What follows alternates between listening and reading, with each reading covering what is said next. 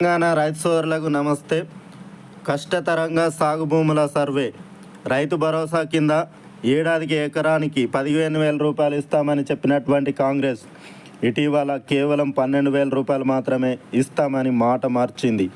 ఇది కూడా సాగుకు యోగ్యత ఉన్నటువంటి వాటికే ఇస్తామనడంతో పాటు వాటి లెక్కలు తేల్చేందుకు ఈ నెల 16 నుంచి వ్యవసాయ రెవెన్యూ శాఖలతో సర్వే కూడా చేస్తుంది.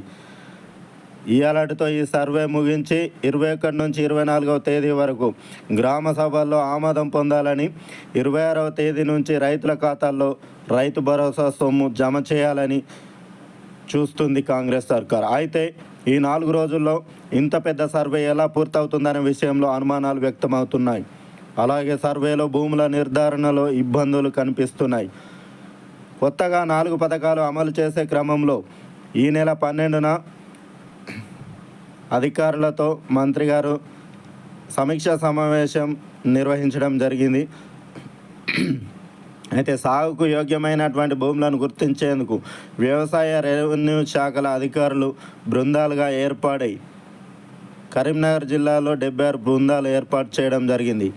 అందులో వ్యవసాయ విస్తరణాధికారితో పాటు రెవెన్యూ శాఖ నుంచి గిర్దావర్ సీనియర్ జూనియర్ అసిస్టెంట్లు సర్వేయర్ సభ్యులుగా ఉన్నారు. సర్వే కోసం భూభారతి పోర్టల్లో నమోదైనటువంటి వ్యవసాయ యోగ్యమైన భూములను గుర్తించాలి. సాగుకు యోగ్యత లేనటువంటి భూములను తొలగించేందుకు 4 ప్రమాణికాలను రూపొందించడం జరిగింది. ఇండ్లు లేదా కాలనీలుగా మారినటువంటి అన్ని రకాల భూములు, రియల్ ఎస్టేట్ లేఅవుట్లు, రోడ్లుగా మారినటువంటి భూములు, పరిశ్రమలు, గోదాములు నిర్మించిన భూములు, మైనింగ్కు వినియోగిస్తున్నటువంటి భూములు, ప్రభుత్వం సేకరించిన అన్ని రకాల భూములు, రాళ్ళు రప్పలు గుట్టలతో నిండిన సాగుకు అనువుగా లేనటువంటి భూములను గుర్తించి రైతు భరోసా పథకం నుంచి మినహాయించాలన్నది ప్రభుత్వ ఉద్దేశంగా కనిపిస్తుంది. అందుకోసం మండల వ్యవసాయ అధికారులకు భూభారతి పోర్టల్లో లాగిన్ అయ్యే అవకాశం ఇచ్చింది. వీటిని డౌన్లోడ్ చేసుకొని సంబంధిత సర్వే బృందాలకు అందిస్తున్నారు.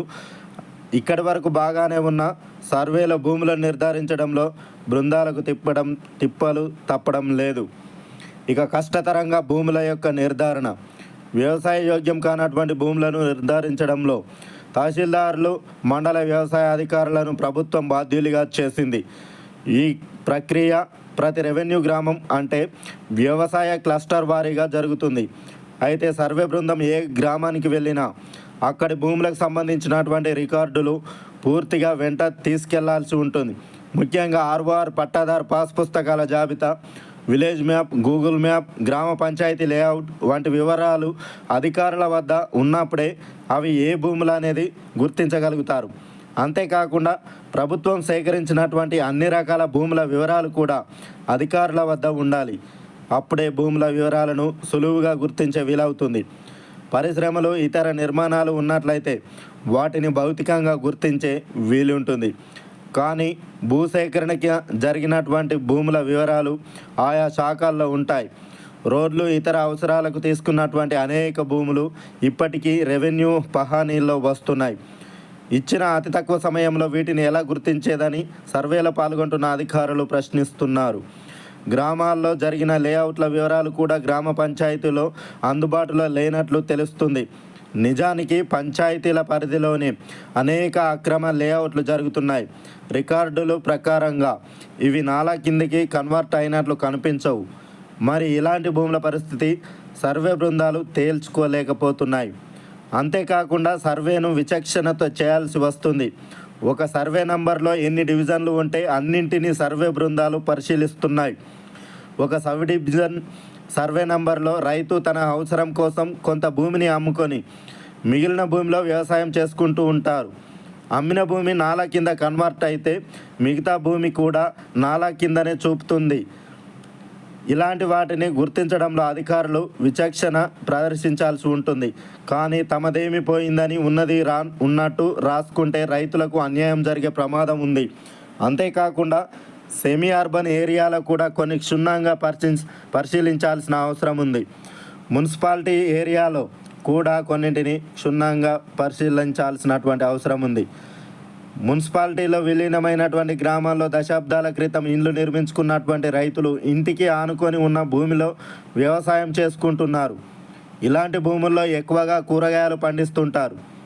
ఒకే సర్వే నంబర్లో ఇల్లు ఉండి వ్యవసాయం చేస్తున్న భూములను ఏ విధంగా గుర్తించాలనేది సర్వే బృందాలకు బోధపడడం లేదు.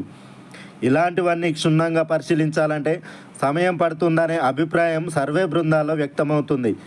ఈ పరిణామాల నేపథ్యంలో ప్రభుత్వం ఒత్తిడి మేరకు అధికారులు పై సర్వే చేసినట్టయితే నిజమైన రైతుకు అన్యాయం జరిగే పరిస్థితి కనిపిస్తుంది.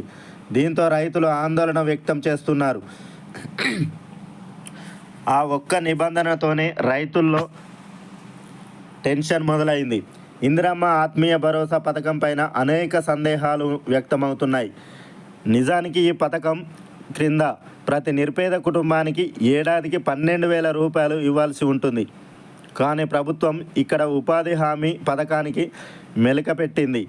జాబ్ కార్డు ఉండి ఏడాదిలో కనీసం 20 రోజులు ఉపాధి హామీ కూలీ పనికి వెళ్ళాలనే నిబంధన పెట్టారు.